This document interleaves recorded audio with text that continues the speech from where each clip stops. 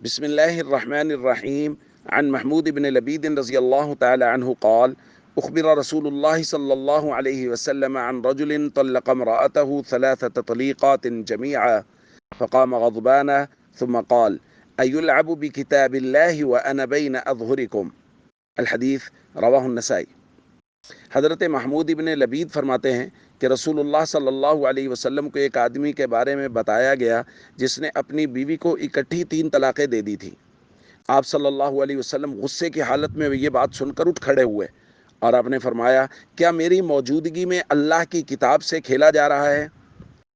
صحابی کہتے ہیں کہ حضور کا غصہ اس قدر شدید تھا حتی قام رجل وقال یا رسول اللہ الا اقتلو۔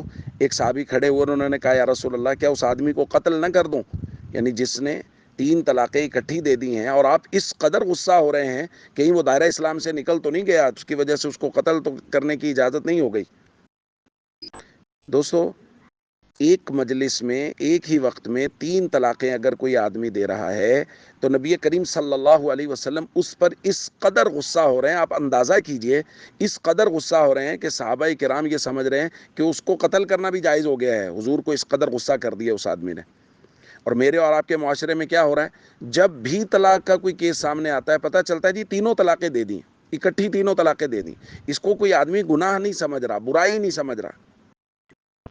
اور امام مالک نے یہ بات نقل کی ہے کہ حضرت ابن عباس رضی اللہ تعالیٰ عنہما کے پاس ایک آدمی آیا اور اس نے کہا: انی طلقت امراتی 100 تطلیقہ، میں نے اپنی بیوی کو 100 طلاقیں دے دی ہیں، فماذا ترى علیہ، اب آپ کا کیا فتویٰ ہے، کیا فرماتے ہیں؟ تو حضرت ابن عباس نے فرمایا: طلقت منک 3، 3 طلاقیں تمہاری طرف سے ہو گئی ہیں، و7 و 90 اتخذت بها آیات اللہ ہزوا، اور یہ 97 طلاقوں کے ساتھ تم نے اللہ کی آیات کے ساتھ مذاق کیا ہے۔ یعنی 3 طلاق تو جو تم نے 100 طلاق کا کہا، 3 تو ان میں سے ہو گئیں، لیکن یہ جو تم نے 100 طلاقیں ایک مجلس میں لفظ بول دیا تھا، یہ جو 97 طلاقیں ان کے ساتھ اللہ کی آیات سے مذاق کیا ہے۔ بھائی یہ اس قدر شدید گناہ ہے کہ گویا اس کو حضور نے بھی یہی تعبیر کیا کہ اللہ کی آیات کے ساتھ مذاق ہے، حضرت ابن عباس نے بھی اسی بات سے تعبیر کیا کہ اللہ کی آیات سے مذاق ہے۔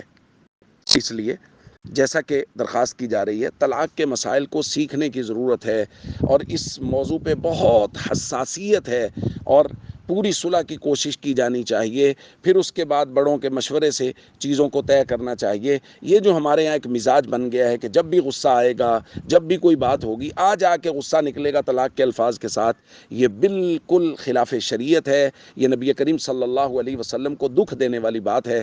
ہمارے پورے معاشرے کو اس سے بچنا چاہیے۔ السلام علیکم ورحمۃ اللہ وبرکاتہ۔